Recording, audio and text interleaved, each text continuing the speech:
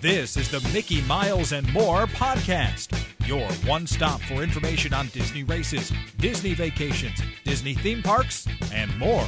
Now, here are your hosts for the Mickey Miles and More podcast, Michelle Scribner-McLean, Chris Eliopoulos, and Mike Scopa. Welcome back, Milers. I am your host, Chris Eliopoulos. Along with me today is my good friend, Mike Scopa. Michael, how are we doing? How you doing, Chris? You know, I was thinking maybe the Sunday drivers will come out hunting for gas. Sunday drivers will be hunting for gas.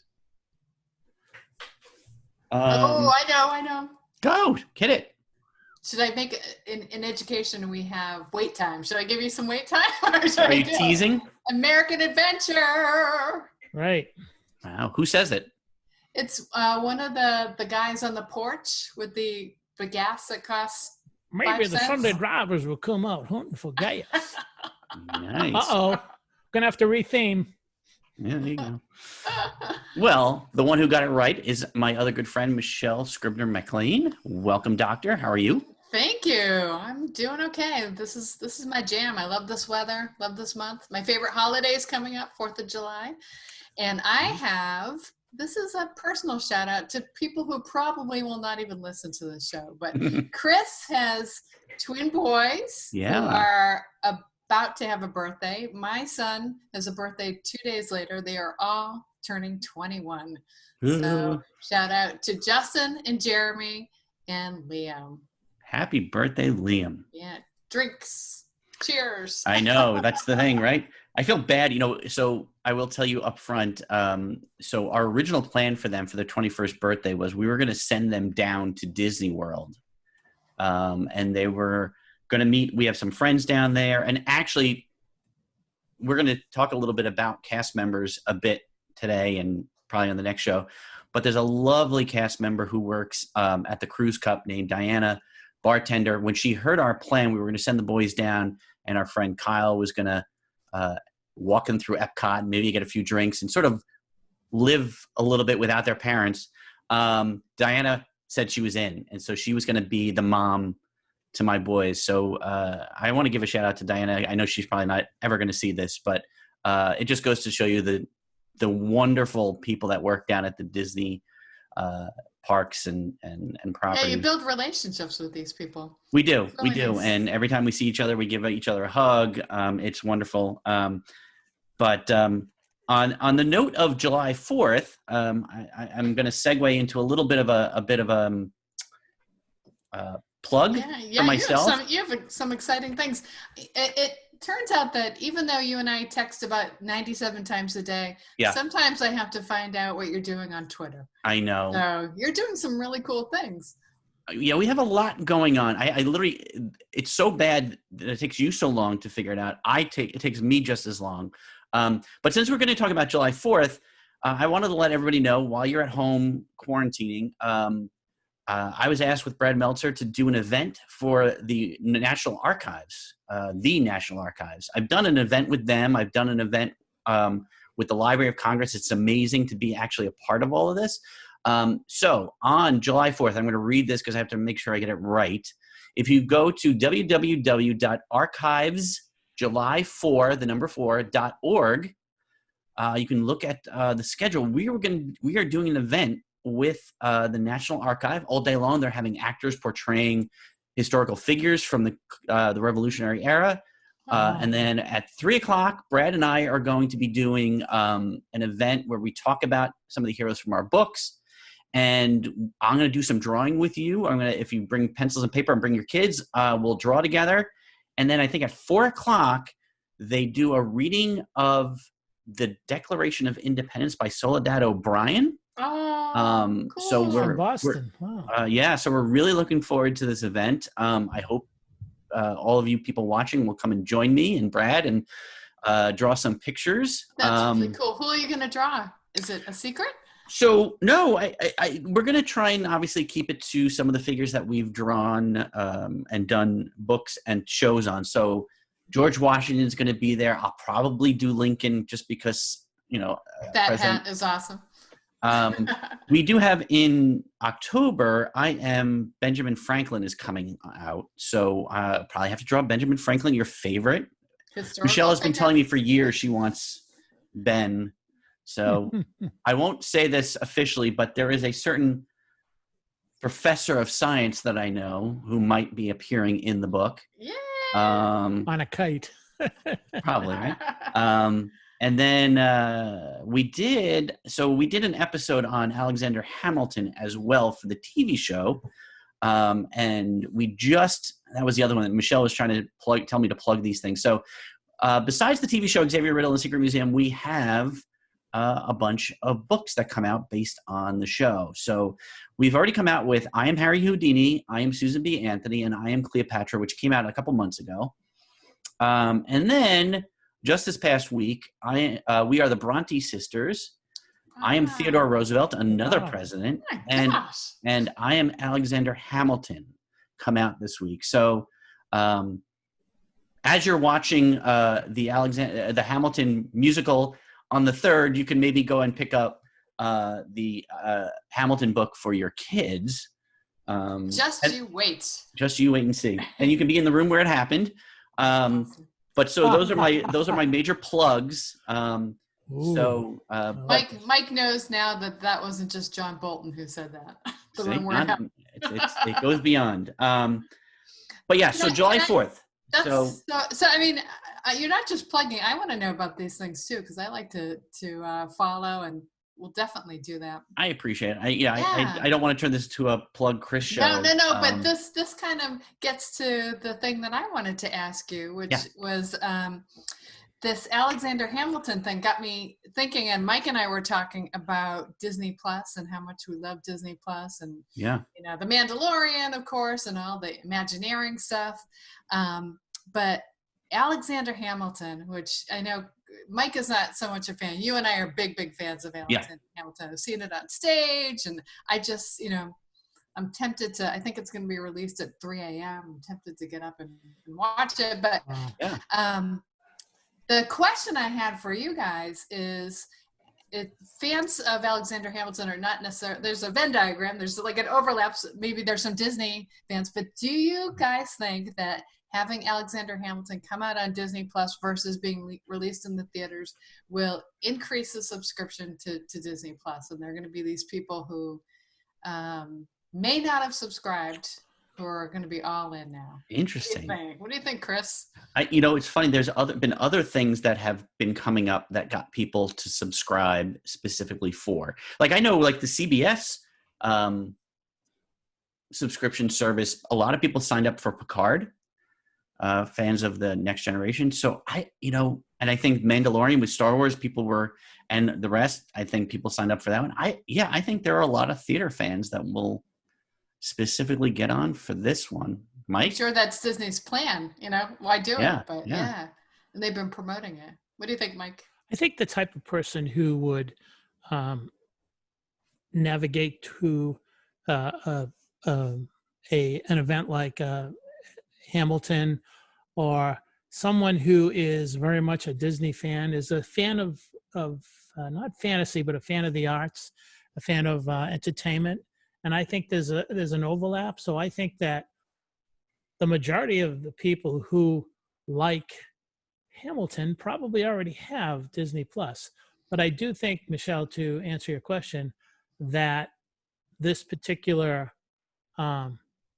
offer is probably going to put a lot of people over the edge if they haven't already. My guess is that those people who have young children who did not have Disney Plus before this virus started, they probably have it now.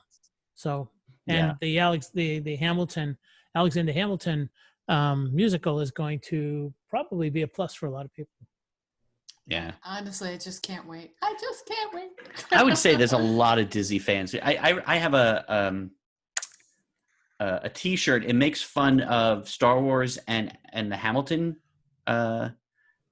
musical. It says Burr shot first. So they say Han shot first, like because Lucas changed that scene in the cantina. And I was actually wearing it in the Magic Kingdom, and this woman and her kids like practically accosted me. and asking if I'd seen the play and, what do I think and all that. And I was like, wow. So yeah, I think there's a lot of overlap, especially, a lot of people who like musicals like Disney movies because they're very musical and there's like that overlap. And there's Lynn the did, whole pop culture aspect of it. yeah, like Disney Lynn is did pop culture. Moana. Yes, So, yes, there's good point. this combination. So, but so speaking of this wonderful time of year, the 4th of July, I've never gone on the 4th of July. So, but I think you guys have gone. I know. Well, it's my son's birthday. We always had something else to do. We had a birthday to deal with. And you can't do a birthday at Disney? I think we could have. I don't know why we didn't. That's a good question. I'll blame my wife for that one. All right. But Mike, a lot of people obviously you can't go this year. What do you think about what people should look forward to? Tell me why I should go next year, July 4th. What is there for me to see or do? Well, there are a lot of things that I do have a couple of things that I wanted to mention before we get into that. But if you want to get into the July 3rd and July 4th planning phase, I can tell you that it's very, it can be very frantic and very stressful if you're not aware of certain things and what really would work out well. For instance, I've been there a lot. I think I've been there about 10 or 11 times for the July 4th time. And it's a great time to be there. I mean, it's absolutely, July 4th is great to be there. Around the Christmas holidays, it's great to be there.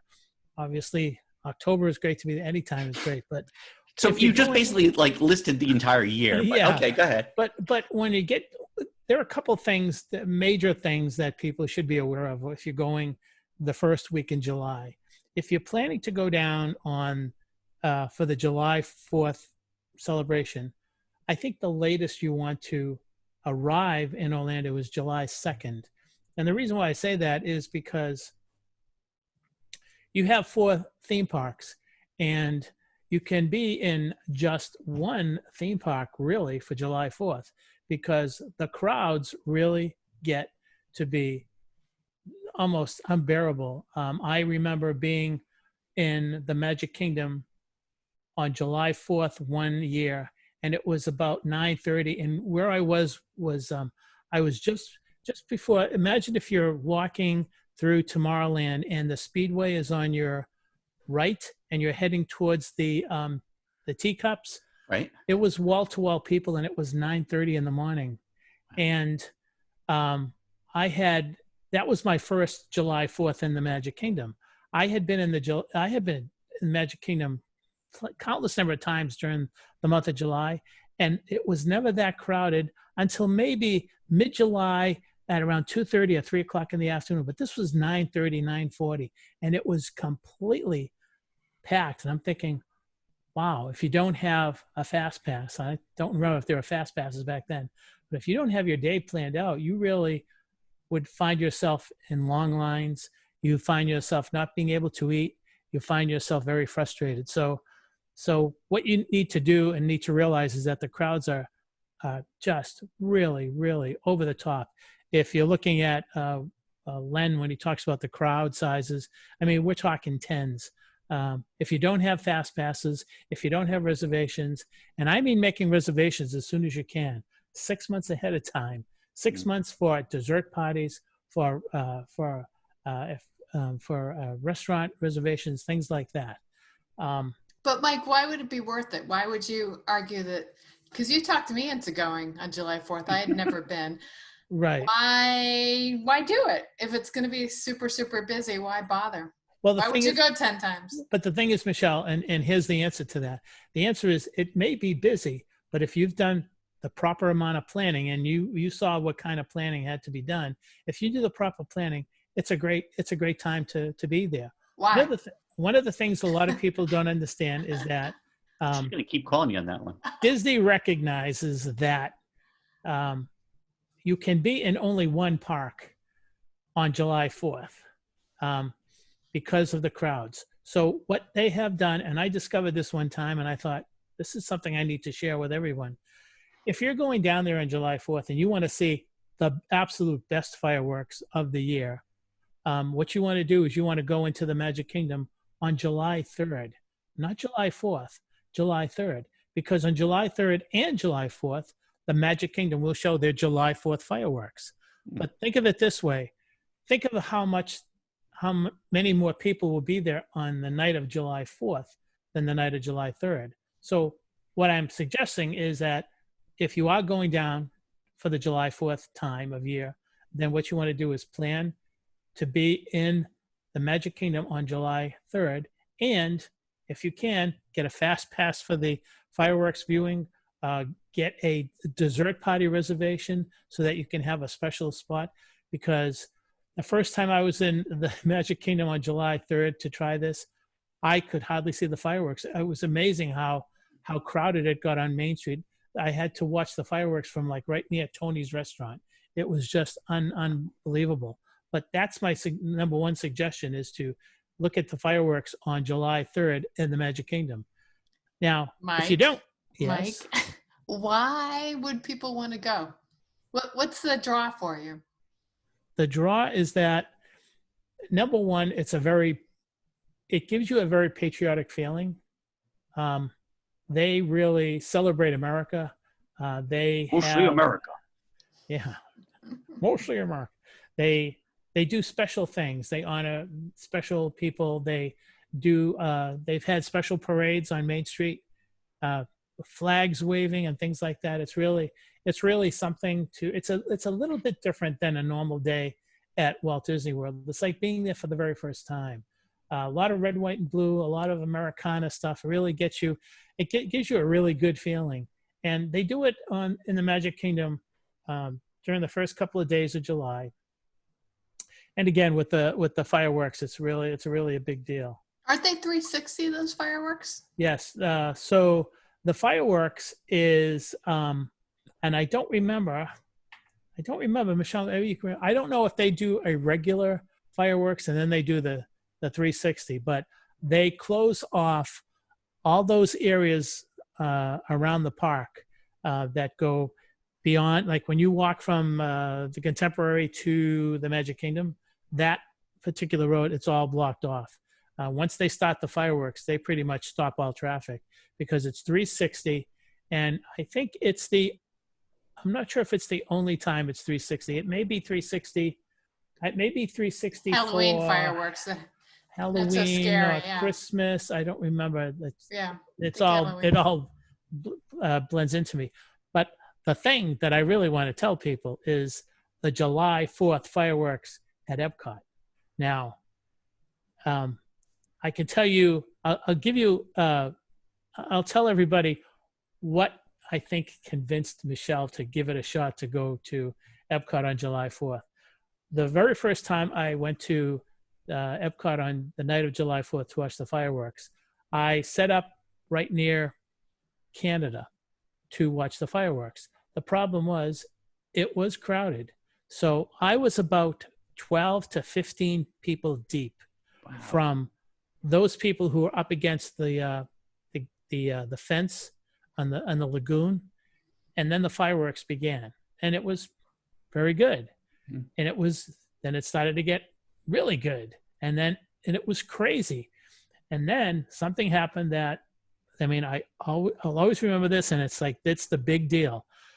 The finale starts in the middle of the lagoon, and they send up these shells, and they begin to show concentric circles.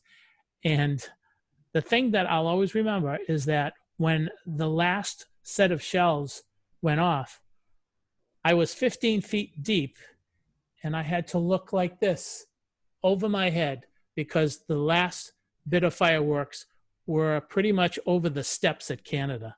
That's how far they came out. Never saw anything like that before in my life. Now, here's one more thing. If you happen to be in a certain spot and you can run over to where the bridge is to where Future World? France? No, not Future World.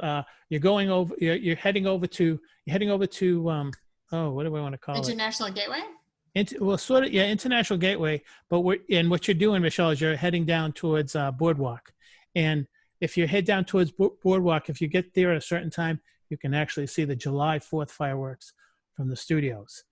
But you got to time it just right, because I think it's about a 15 to 20 minute difference in when they start. But basically, that's it in a nutshell. Great. The July 3rd Magic Kingdom, July 4th Epcot, and in both cases, if you can get a fast pass or some kind of a dessert party, yeah, you'll enjoy it. If not, you're going to spend a lot of time waiting for this, and you're not going to be comfortable. I'll tell you that July 4th is my favorite holiday. I love fireworks, and it ruined me for every other fireworks display Exactly. in my life. It just was like almost overwhelming. Even the Walter Cronkite tag? Oh my God. Oh, just so much more astounding. Just really, really amazing. I want to be there not going to be there I was supposed to get on the plane today and go. I think it'll be less crowded this year. But yeah. But I would have loved to have been there, and I want to be there for every 4th of July. And I want to take Liam and Jeremy and Justin too. And I echo Michelle's thoughts. That ruined me for fireworks. I don't want to watch fireworks anywhere else on July 4th. I want to be there. It's just like, I don't know. It's hard to describe, but the best way to describe it is that it's like the entire World Showcase is lit up. Like everybody's silent afterwards because everybody's like this. Yeah, I mean, nobody has anything to say. I mean, Chris, if you have ever been there for the Christmas tag? Yeah. Illuminations. Yep.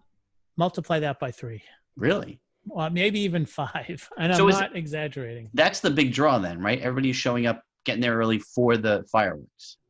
They will set up for the fireworks probably around 7 to 7:30, and the fireworks go off at about 9:15. But people are there. People wait for at least an hour and a half earlier. Yeah. But is it the large crowds? Is it just because locals are off for the day and they're coming in, or is it just like everybody knows the fireworks are coming and they want to be there for that, and so they get there early? I think it's a combination. I think that there are people who go down just for that first week in July, one of the most crowded weeks of the year.